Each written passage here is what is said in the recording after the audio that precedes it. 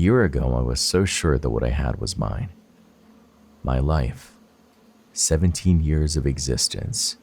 17 years of mistakes and achievements, hopes and dreams to the future, dwelling on the past, crying and laughing, anger and pain, happiness, helplessness, anxiety and depression, joy and disdain. Every time I screamed, every time I laughed, until my chest hurt. It was all beautifully mine. As of 5 minutes ago, the updated Blackwood Academy hit 94%. But I'm not going to talk about the present. I need to tell you who started all of this, right? March 20, 2021. Hey, can you do me a favor? Depends what it is, young man. So, first of all, I'm not stupid. I know my dad is working on something big. I don't care about that. I want something that can make you sleep. Like sleep. And I know he's got something in that secret office of his. Are you aware of your condition, Mr. Mycroft? Yes, come on. It's just for school. It's for April Fool's Day. I believe there are several prototypes. However, I don't think your father would approve. Dad is literally building shit capable of ending the world. I doubt he'd care about a prank. Right. Well, I suggest you perform this prank through someone else, unless you want to alert your father. Duh. I've got a pretty good idea of how I can do it. But if there are complications, are you prepared to deal with them? God. Chill out. It'll be hilarious. You're worse than my dad. Of course. I'll send it through. Good luck. Sweet. I owe you one. After reading the first few messages sent between Jasper and an unknown recipient, I closed the laptop. There were more of them. I could see them on the screen. But at that moment, I didn't want to read them. Not when my hands were still shaking. That's what I was holding on to. I knew I wasn't falling into that bottomless pit Rory had promised, because I was still feeling pain for him, anger at myself for leading him to that fate. I wouldn't read his private messages yet. Not when I could still see him. I could still feel him, his trembling body against mine. I could still hear his screams rattling in my skull, begging to die, pleading and sobbing and gulping through breaths that were growing more and more hysterical in his throat. I reveled in that image of him in my head. Pain. He had been in pain, and it showed in his face, in his wild eyes and twisted lips. I held on to that, the agony clinging to him, real emotions not yet twisted and purged. It had been so human, so him, so Jasper, the boy who had pulled the parasite from my head. I saw him before Rory turned him. His screams gritted through clenched teeth, eyes squeezed shut and tears streaming down his cheeks as more tendrils entered the back of his head, taking his brain into a vice grip and squeezing until he let go, until his wails became whimpers and his body fell limp against mine. I was still thinking of his last words. My laptop. Do you hear me? It's all on my laptop. Everything. Everything you need to know. It's on there. Jasper let out another howl like an animal. See it! My laptop! Your laptop, I squeaked. But you're going to get out of here. He sent me a sickly look. I'm not getting out of here, Murra. No, I had thought dizzily, as Rory's cronies grabbed and shoved me out of the room. He couldn't be the one responsible for this. When I got back to the classroom and had barricaded the doors, I refused to believe that what I had left behind was him, the boy curled into a ball in prickly carpet-stained claret, giggling into his arms, his whole body rattling with the force of his hysterical laughter, sputtering on blood between his lips as he tore into his own fingers like an animal, a predatory grin splitting his mouth apart. I didn't see his eyes, so I couldn't confirm they were derelict like Joey's, but his expression told me everything I needed to know. The crown of tendrils still wrapped around his head, forcing him to submit. Like Rory, like Joey, everyone in that room. And I was alone. I was alone with nothing but the secret Rory had forced from his lips. What she did to Jasper had pushed me so close to the brink. I no longer saw daylight. I didn't think. And when I did think, I fantasized about ripping myself apart so I would match him, his way of thinking. So I could see him again. So I could see if he was truly gone. And that would be my tipping point. Still though, I had to keep going. I had to hold on. But what was there to hold on to? Rory? My psycho best friend? Jasper, who had been turned into a mindless shell of his former self? I had no choice but to go back to the messages. I had to know if he was worth shattering over. April 3, 2021. What did you give me? It didn't make them sleep. It fucked with their heads.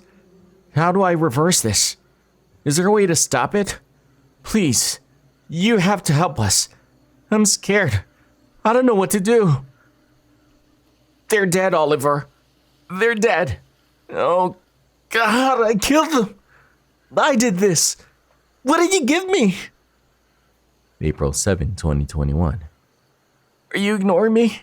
Why aren't you responding? I need help. Kids are dying. Kids are dead. And I don't know what to do. I've locked myself in a classroom, but they're trying to get in. The screams aren't stopping. I think I'm losing my mind. I think I'm losing my fucking mind. The connection is messing up. I don't even know if these things are getting through. Are you getting these messages? August 4, 2021. We're still alive. There are some of us that are still alive. You need to get us out of here. Dad is coming, right? You're coming. I know you are. There weren't any more written messages after that. Only voice clips sent weeks after. I clicked the first one hesitantly, wincing when Jasper's voice came rushing through the laptop speakers, tangled in static. Shit. Okay, I can do this, he exhaled. Since you're not replying to my messages, I figure I'd do this instead. Jasper cleared his throat. The sound quality is bad because this is a shitty laptop, but hopefully you can hear me. Anyway, to anyone who's listening, whether that's in a court years from now when I'll probably be dead, or hey, maybe you're listening, Dad, all snug and safe in your office. My name is Jasper Mycroft. I'm 16 years old, and I started this. His words sent my heart into my throat. But then, Jasper laughed. Is that what you wanted me to say, Dad? You're not replying to my messages, and that makes sense, I guess. You've either abandoned us out of fear of the unknown, of what's inside here, or this is your idea of the perfect punishment. Jasper paused, and I could hear movement. It sounded like footsteps, creaks under floorboards. He was recording the message from the classroom I was standing in. Ah. So you're building a fence outside. I'm on the upper floor, so I can just about see your workers. He let out an exaggerated sigh. Cutting us off from the outside world. Well, I don't blame you. Things have gotten pretty crazy in here. Jasper went silent for a moment. He lowered his voice, and it was the first time I heard vulnerability in his tone. Fear. Even when he was crumbling apart at the mercy of Rory, the thing inside his head, he'd kept that sardonic bite. So, is there a reason why you haven't come to get me? Jasper's voice broke around the last word. You want to yell at me? Sure, I was the one to give the thing to Aurora Michelson and broadcast it. But I didn't think it would. I didn't think it would do this, Dad. I just wanted to make them sleep. It was just... His breath hitched, and I could sense Jasper struggling to keep it together, clenching his fists, fingernails stabbing half moons into his palms. He laughed, but it was more of a sob. It was just a stupid fucking prank. Now they're all dead. My classmates are dead in the hallways. Mrs. Jones tried to rip out my eyes, and I've been waiting for you to come and get us all out of here. But I was wrong. You're not coming to save us. You're locking us away like we never existed in the first place. Jasper's voice rose into a yell. It's been 28 days, Dad. 28 fucking days. Something is happening. The kids who didn't die, I think they're turning into something, and I'm scared of them. I keep asking myself if it's my fault. I fell apart. I mean, how could I not? There's no point denying I didn't do this. I could sense his guts for breath, for oxygen, a panic attack rumbling in his chest. Initially, I just wanted to fucking die. I wanted to join them because this was all me. This was all my planning, all my research. I was the one who did this, right? I was a sick bastard who decided to play God, play human nature, and got played instead. A sharp breath, and he caught himself again. No. Wait. That's not true, is it? No. Of course not. Because this was all you. I've been alone for so long, and it's got me thinking, you know? It's got me wondering about a lot of things, Dad. Jasper was crying, I realized. Every word he struggled to keep together. I sensed his teeth grit, tears staining his cheeks, real proper pain and anger burning inside him. But he pushed through, his words tangling together. I spent the last few days asking myself why. Why would Daddy Dearest do this? Mrs. Eden, she went crazy. So I had to, right? I had to bash her brains in or she'd kill me. He sniffled, and I heard every individual breath. This is enough for you to come forward, right? Save us? He choked out a laugh. Nah. You're a coward. You're sitting back and watching the show. Watching your little rats scurry around. That's what we are, right? You doing to them what you did to me? Because I know they're not your first rats. And I know what you did despite the lengths you took to keep me in the dark. Another breath.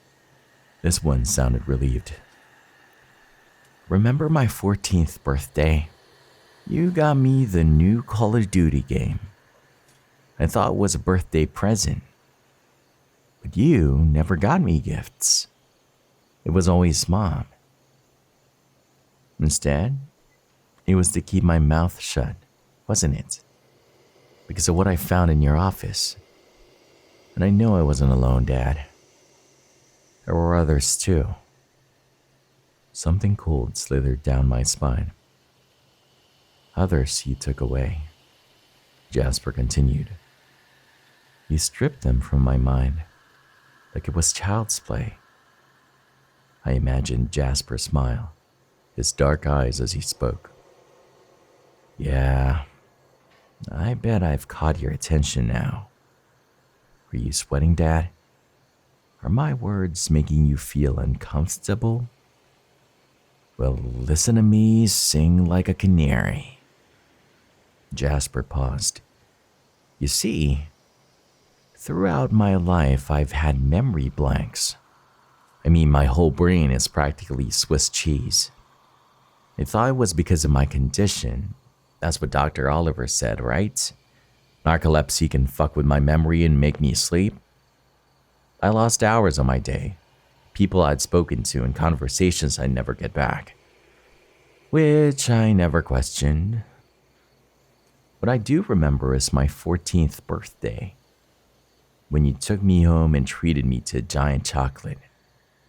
You watched me wash it down with a milkshake, and then you told me I needed to sleep.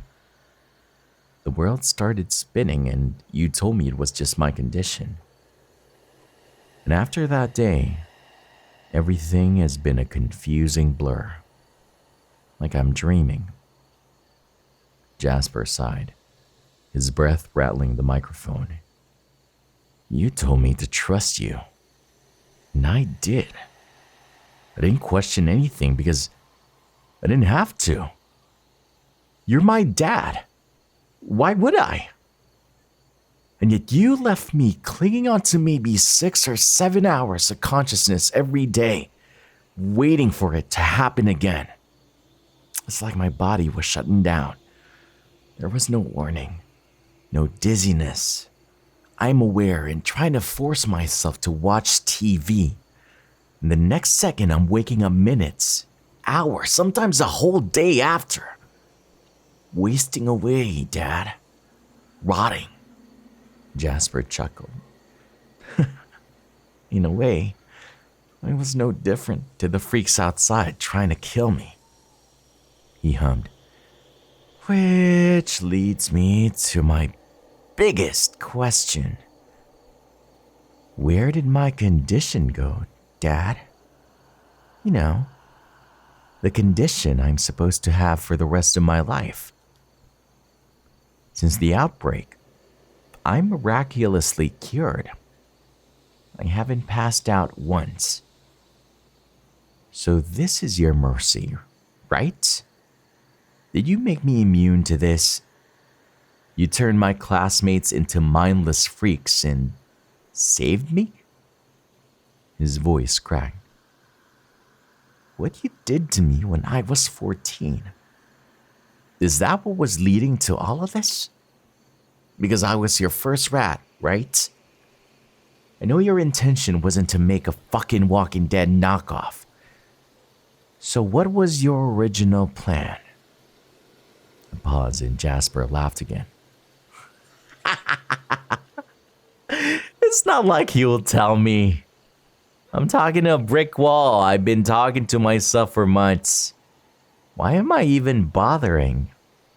You're doing what you always do. Abandoning me and making me suffer. Except for some ungodly reason, you've dragged Blackwood into this. He hissed out. Fuck this, I'm done. Something told me he wanted to continue, but he couldn't. Anyway, fuck Dr. Oliver. Fuck your stupid fucking experiments.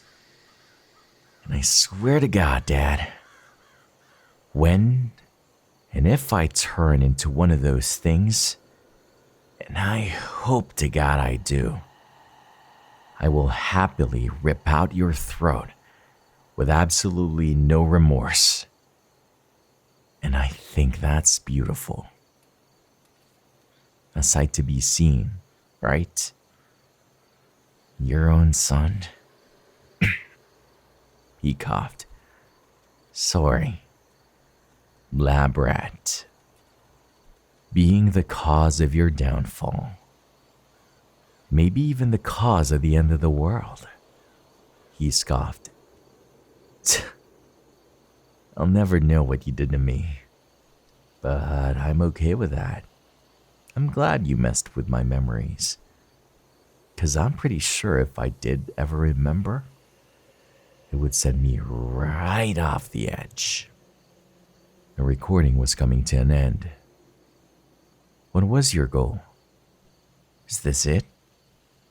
Turning my school into your own personal playground? There was a crashing sound, what sounded like Jasper shoving a desk or a chair over. Have fun running away from your failed experiments. See you around. The recording ended, though they didn't end there. I clicked the next one, this time a few days later. Jasper sounded like his usual self again. I'm back. Yeah. So things are happening. And I'd have to be crazy not to record all this. You don't want to hear my life story? And I'm not going to give it. I'm done with my sympathy show. I watched the video again this morning. Nothing happened, so my dad was successful. I'm safe from this thing. There's some kind of update on everyone's phone currently at 2%. No idea what it's leading to, but it's freaking me out.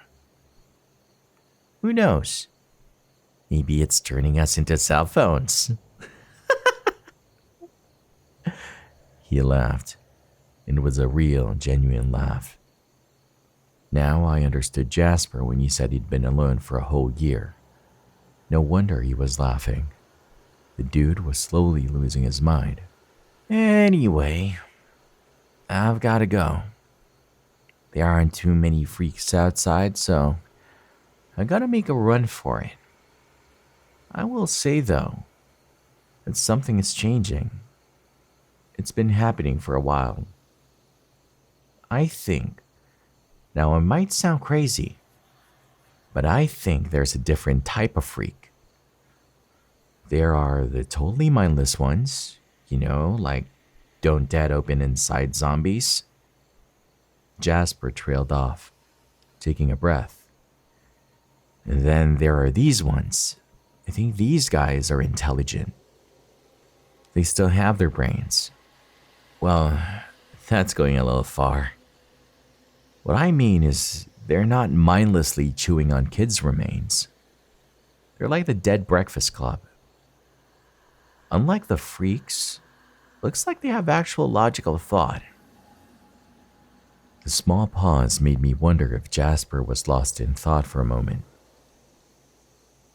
Anyway, I'm going to try and cure this thing.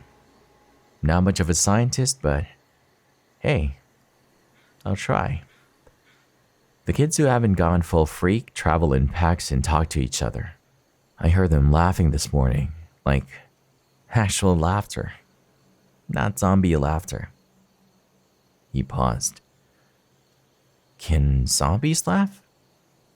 I've seen pretty much every zombie TV show and movie, and zombies do not laugh. Have you ever seen a laughing zombie? His usual attitude made me smile. Click. I stabbed the touchpad, starting the next recording.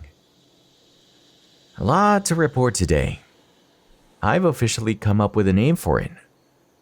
The SUU virus. Because why not name it after the meme? Also, I was right.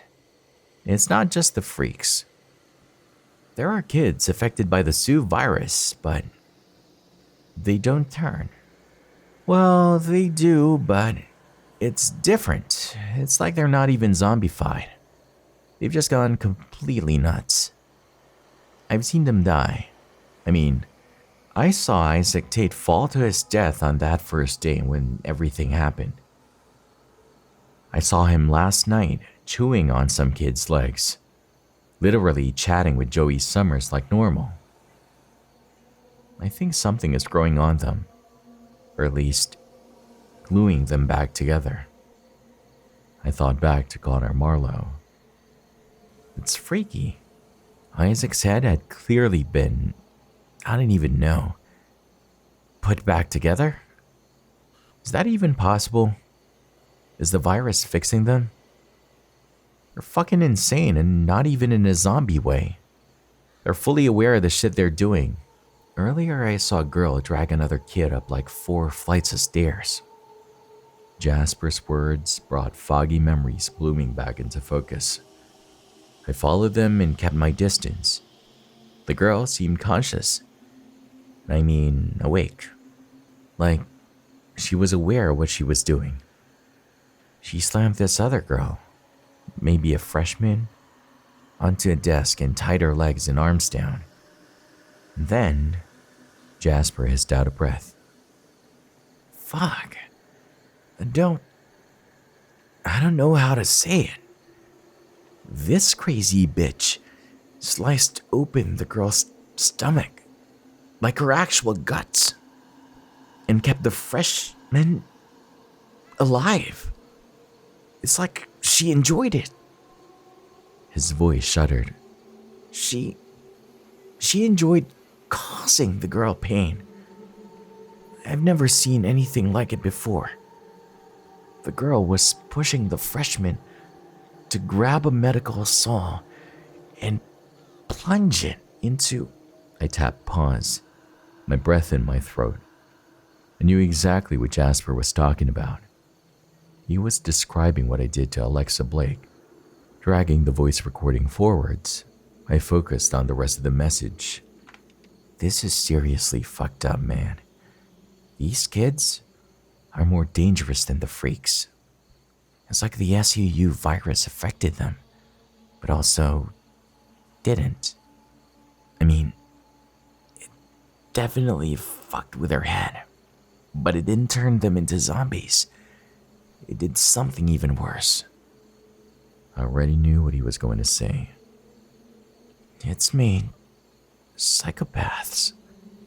I'm talking crazy, out of their minds psychopaths that seem to get high off of pain. They also, like the freaks, react to electricity, like phones, lights, TVs, anything electronical.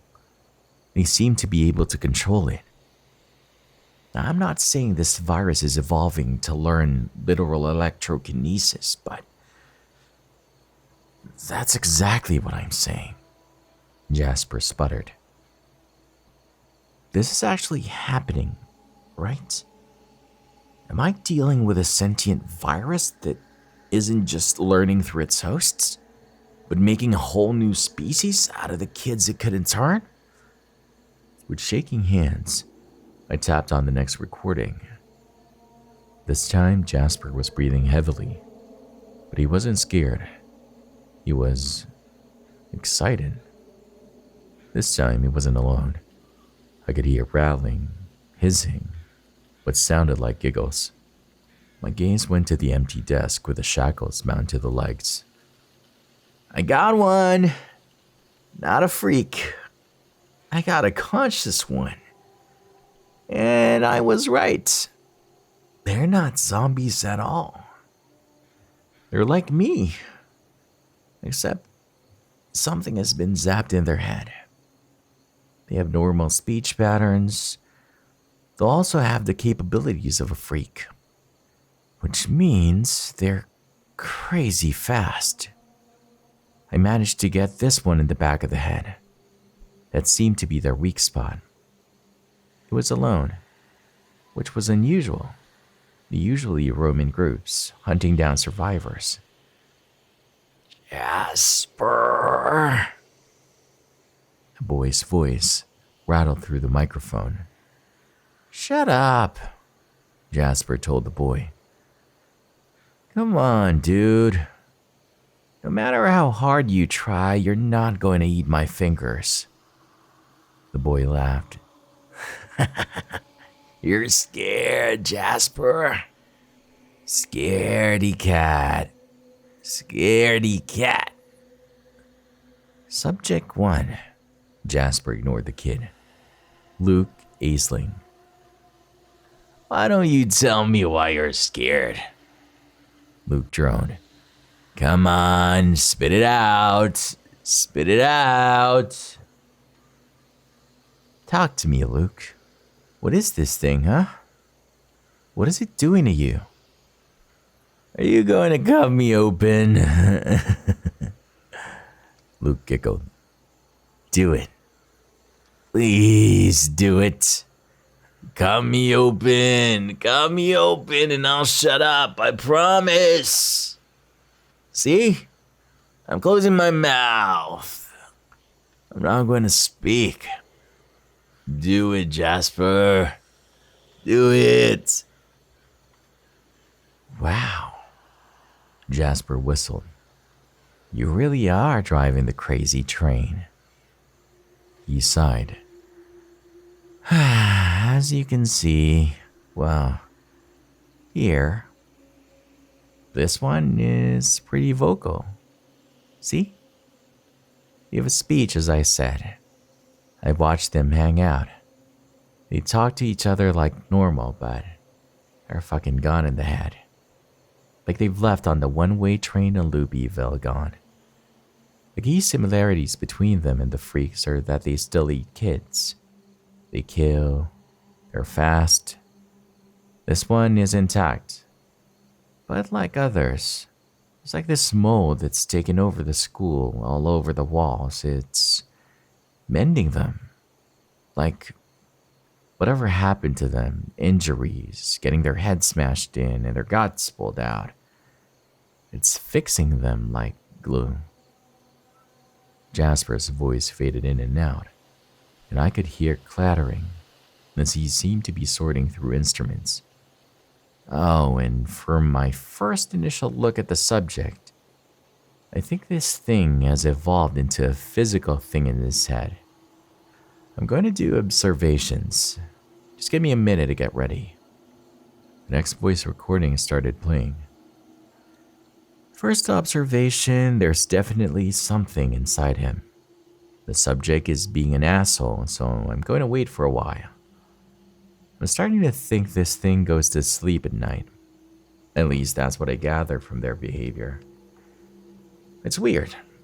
It's like this thing is taking care of the host. Didn't expect that. The next few recordings sounded like failed attempts. Mostly a Jasper and Luke back and forth. Finally, one that lasted over 5 minutes. Okay, so this virus is evolving. Fast. It's a root that's inside his brain. It took me a while to figure out, but it seems like this thing leaves the brain at night and wraps itself around the spinal cord while the host sleeps. Luke is currently out of it. I wanted to hit him over the head after enduring him singing for 3 hours. But the virus did my job for me. It's like the virus told him so it could explore. I think if I cut into the neck or at the very back of his neck, I'll be able to at least get a glance. Jasper was talking so fast, so convoluted, but it was excitement. He was horrified and scared and baffled by the thing, but from the sound of his voice, he was excited to study it, to understand it. This thing is like, I don't know, an octopus? So in theory, it should show through the incision, right? I'm gonna try and get it out. I've seen YouTube videos, it can't be that hard, right? All I have to do is make an incision and... Oh, fuck. I'm squeamish. No, I can do this. I can do this. It's just barbecue sauce. No, ketchup. Yep. That's what it is. Ketchup. Just a little ketchup. And definitely not this guy's blood. Jasper laughed again, and I found myself smiling. Oh man, I'm so out of my depth right now. I'm 16 years old. I have no idea what the fuck I'm talking about. I don't even know where to start. Still muttering to himself, it sounded like Jasper had started the procedure. I heard the light clink of a scalpel hitting something metal in Jasper's hiss. There we go, he breathed. Nice and easy. He went silent for a moment, before letting out a sharp breath. Okay. Firstly, I've never seen anything like this. I've made an incision and... Yes, I can see it.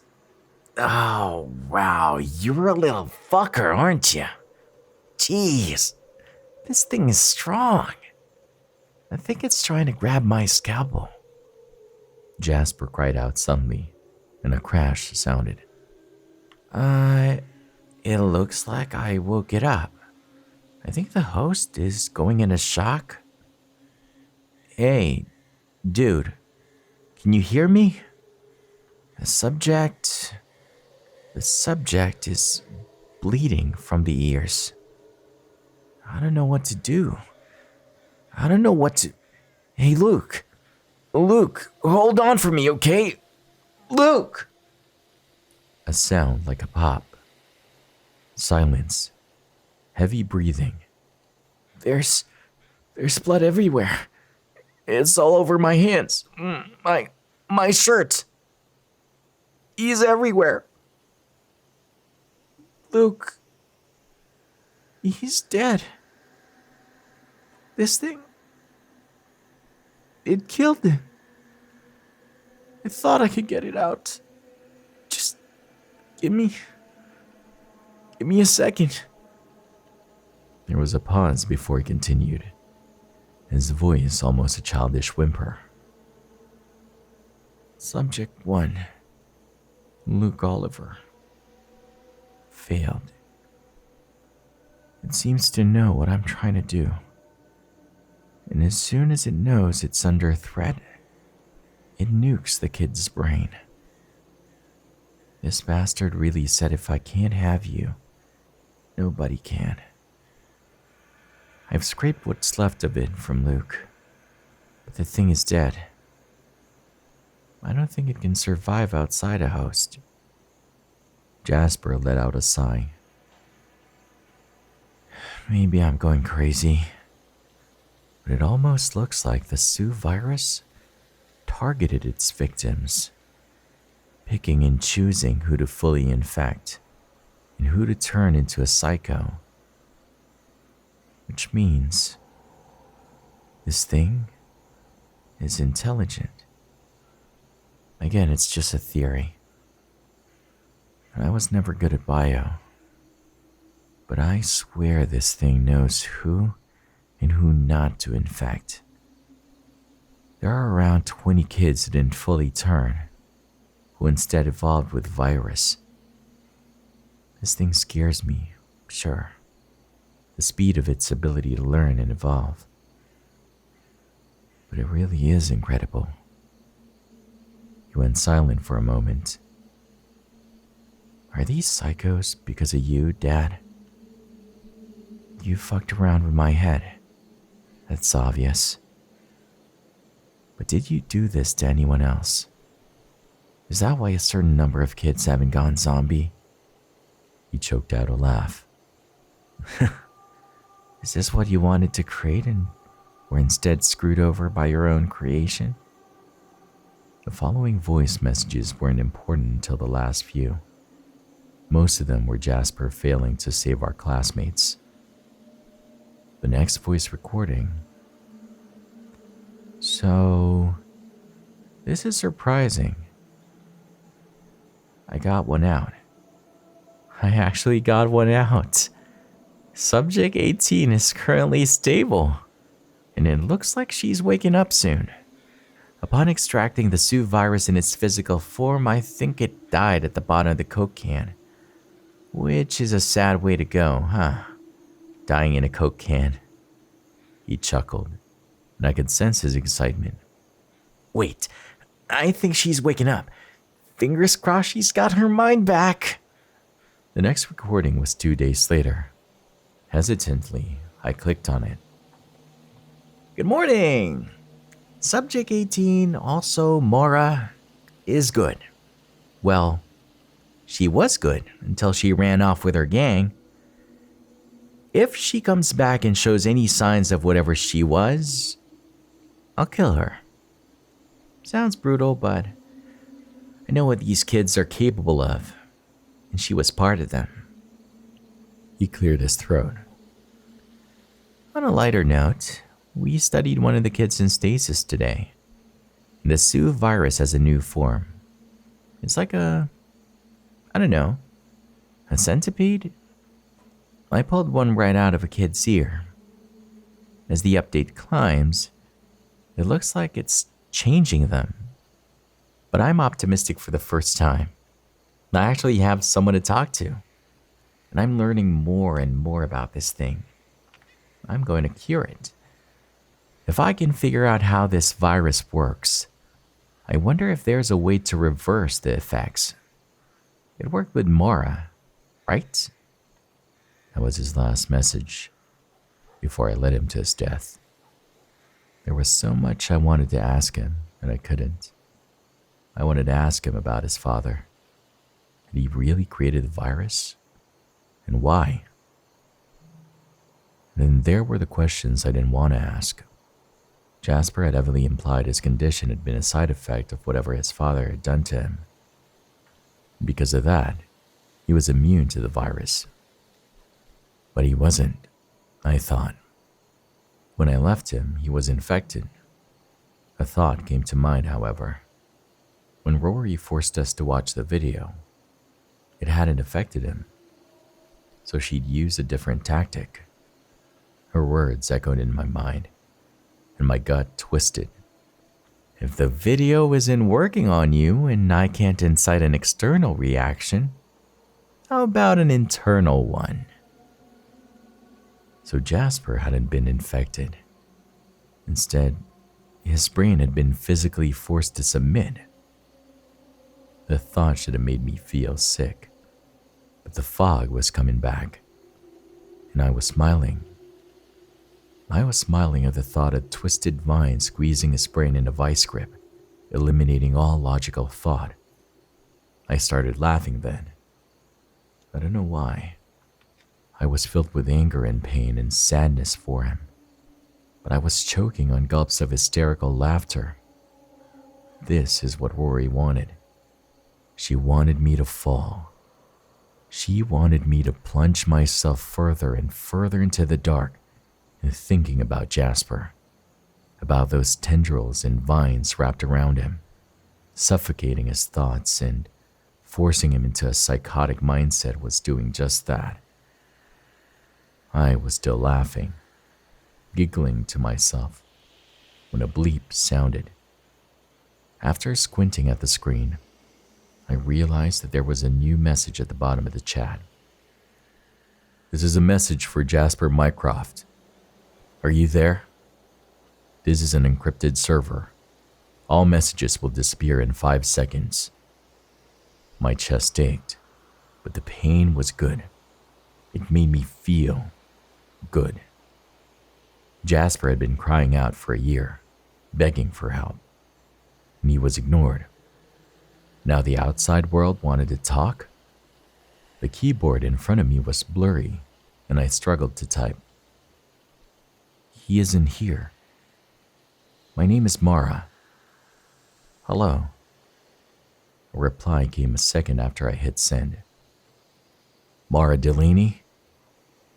Can you tell me the current situation at Blackwood Academy? Depends. Are you Jasper's father? No, I am not. I was the one who supplied Jasper with the unidentified virus currently on your premises. I am an associate of Mr. Mycroft. Cool. Can you get us out of here? Young lady, where is Jasper? Infected, brainwashed, tendrils sticking out of his head. Happened a few days ago. What I want to know is why you've abandoned a school full of children. I cannot disclose information about that. Then I can't disclose information on Jasper. Fine. Right now, it is impossible for us to reach you due to the health and safety protocols put in place. So, in other words, you're cowards. Tell me Jasper Mycroft's status. He's not here mentally anymore. Did Jasper watch the infected video? Yes. Did it affect him? Obviously. I see. So there is an internal influence instead of infection. You mentioned tendrils sticking out of his head. That appears to have been done with brute force, by stimulating the pleasure and pain points in his brain. It would have been effective in corrupting his mental state and taking hold. Miss Delaney, I want you to listen to me very carefully. I can help you. Me. Not the people I work for. I'm good. I kept typing, thrilled with the idea of destroying my only hope of getting out, watching it splinter into tiny pieces I couldn't put back together. After all that time, Jasper's cries were ignored, and now they were messaging us? Now they wanted to give a fuck. It was almost funny how ironic that was. Destroy it, I could hear singing in my head, and I was reaching for it, grasping hold, ready to throw it against the wall. Miss Delaney, I suggest you read what I am telling you very carefully. Years of research have led up to this moment.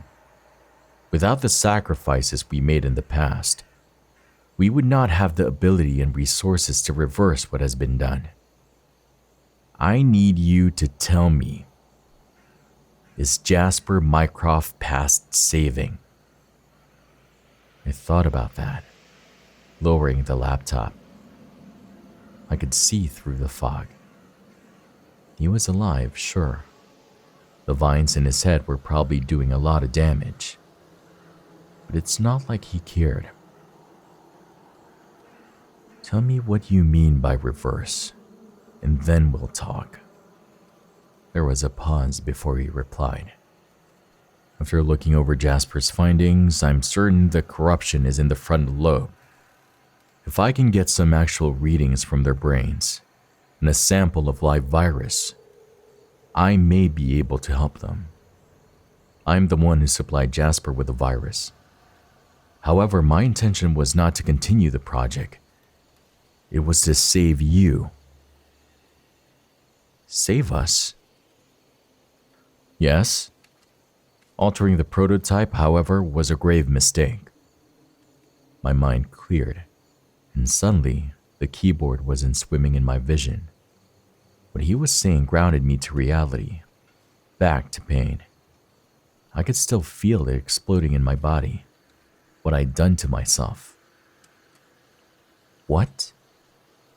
Miss Delaney, Project Spindle was purely intentional. However, we were not expecting the virus to gain sentience. On April 1st, 2021, a test group of students were supposed to be exposed to what we simply called Prototype C. The purpose of the experiment was to put it in simple terms, we wanted to see if we could drastically change a person's personality, change the way they think completely. Due to the success in experiments years before, we were confident. I stand by my words. It is inhumane what we were doing, and I thought it was right to put a stop to it and supplied an oblivious Jasper Mycroft with an altered version, one which had not been peer sampled, the one which unfortunately gained abilities beyond our comprehension. Prototype C was not stable, and we should have known that. If I could speak unprofessionally, I was quite desperate to stop Mr. Mycroft. My thoughts whirred. Reality, believe it or not, is so much better when you're not thinking clearly. Because when I was gathering my thoughts, I started to question things I had overlooked. You know my name. How? He knew my name, I thought. How did he know my name? I can help you, Miss Delaney. Tell me, are Aurora Michelson and Jasper Mycroft alive? Yes, but they're infected. No, they're not. There are things I want to tell you, Miss Delaney. But right now, we act fast. You must capture them at once. The answer to understanding and destroying this virus is inside of them. But how? I typed. How the hell am I supposed to? The laptop went black, suddenly fizzling before the screen exploded. Boring. A familiar voice sang from behind me. Honestly, you think Dr. Oliver would at least try to lie? Sugarcoat it. He's been doing it most of my life. That's the great thing about remembering. I got to remember all the bad stuff Dad did to me. Something slammed into the back of my skull. Bullseye! Jasper's voice rang in my skull, rattling static in my ears. Nuclear pain exploded, and I hit the desk face first. The asshole knocked me out. It didn't take me long to wake up. I was tied to a chair, vines and tendrils wrapped around my legs and arms, pinning me down. The classroom was dark, though something was being projected on the wall in front of me. Not Rory's video, I thought dizzily. Instead, it looked like old footage. Lifting my head, I was relieved to feel actual pain the way humans should feel it, not whatever Rory had twisted it into. I straightened up in the chair, squinting at the screen. I was staring at what looked like a doctor's office. White walls and ceiling. A little girl was sitting on an observation bed, kicking her legs. The sight of her sent my heart into my throat. I recognized her pigtails, the Sleeping Beauty dress she insisted on wearing. Rory. Can I go back to the party? She asked, her eyes wide. Joey's going to eat my cake. No, Aurora. Let's try this again. A voice grunted. A man appeared, a youngish-looking guy wearing glasses and a scowl. He placed two things in front of Rory, a teddy bear and a knife. Tell me what you feel when I do this, the man murmured, before stabbing the teddy bear. Rory reeled back with a cry. Stop! You're hurting him! The man cleared his throat. Do you hear crying, Aurora? No. He broke out into a smile. Well, that's because he likes it. Really? She whispered, her eyes widening. Teddy likes it? But my mommy... Forget about what your mommy said, he said sternly. It makes him very happy. The man held out the knife to her, and her gaze zeroed in on the blade. Do you want to try? Rory leaned back. I don't like knives. Okay, well, what do you want to use? The girl giggled, pointing. Can I use my book? He handed her the Sleeping Beauty book I knew all too well. What she had used later on to kill my cat. Rory lifted the book with both hands and slammed it down on the teddy bear. When she looked at the man, he nodded, and she did it again, giggling. He likes it, she squeaked. He likes it! He likes it! She beat the toy until it slipped off of the bed. The man cleared his throat. Aurora, tell me what the princess pricked her finger on. Rory turned back to the camera, her cheeks bright red, eyes glittering. The spindle! And did it hurt? No, she liked it. He paused. What did she like, Aurora? Pain! The screen flickered, and I was met with a different room. The colors were brighter, a more modern picture. This time I was staring at my younger self. I was maybe 3 or 4 years younger, 14 or 15. I was at the awkward phase where I didn't know what to do with my hair and my attempt at winged eyeliner. But what stood out to me was that I wasn't alone. On my right, a younger Connor Marlowe, and on my left, Joey Summers. Both of them squeezing my hands for dear life. But I didn't remember this. I would have. I would have remembered being that close to the two of them. But that couldn't be right. Rory. She was making me see things that weren't real.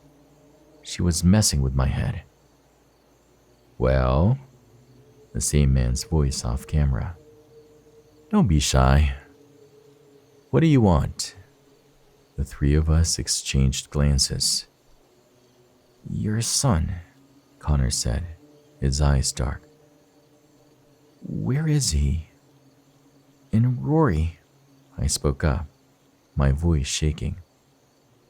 You did something to them. We're not stupid. The man sighed. Like I said yesterday, you're delusional. Jasper is sick. As for Aurora, I do not know. Yeah, I'm calling bullshit, Joey said. How about you tell us where they are or we start talking about it? What was it called again? Project Spindle, I said. Jasper doesn't have narcolepsy. It's all you. Ah, the man hummed. So that was you in my office the other day. Who cares? Connor spoke up. Tell us where they are, or we're going to the police. I'm sure they'd be interested in knowing why you're obsessed with us. That's some pretty significant jail time, man. I could tell by the expressions on our faces suddenly that Connor had hit a chord. Connor leaned back, and Joey lost the spark in his eyes. It looked like I'd regretted ever speaking up. I'll have to stop you there. The man's voice was calm, but I could sense panic. First of all, as his father, I will say this has nothing to do with you. You break into my office and start blurting delusional remarks. I wanted to see more, but the images on the screen scrambled, the audio cutting off. I was so enraptured by the footage I didn't notice a shadow bleed across the screen, bringing me back to the classroom. Jasper. His head was completely taken over with vines and tendrils wrapped around his head. I could see they were already starting the conversion. Instead of internally, however, a thick mold was growing on his face. He ducked in front of me, a shell of his former self. When I struggled, he grabbed my hands, piercing them to the armrest with a pencil. My body jolted, but it didn't hurt. Instead of crying out, I hissed through my teeth, and his lips broke out into a psychotic grin. Jasper leaned closer. He smelled like rotten filth, the aroma choking the back of my throat. His eyes, the eyes I'd been afraid to look into, were exactly what I'd feared. Emptied, apart from something alive, something slithering behind irises. Do you know what the best part of falling is? How is Rory doing that? I gestured to the footage. How is she making me see this? Jasper's gaze didn't stray from me. Answer my question, Murra. What's the best part of falling? Hitting the ground? I swallowed hard. That's what she turned you into. That's what you want. He rolled his eyes. I mean metaphorically, idiot. I mean falling, plunging into the dark, letting go. You know, poetic shit like that. You mean Losing your mind? I whispered. Jasper pouted. Potato, potato. Who cares? Anyway, what I'm trying to tell you is, the best part of falling? Losing yourself? He knelt in front of me, and I could tell by the gleam in his eyes he wasn't finished tormenting me. Oh no, he was just getting started. His smile grew, like it flooded him ecstasy at the thought of uttering the next word slipping from his mouth. Remembering. I'll be back. 94% and counting. So close to 100%, and I have no idea what's coming.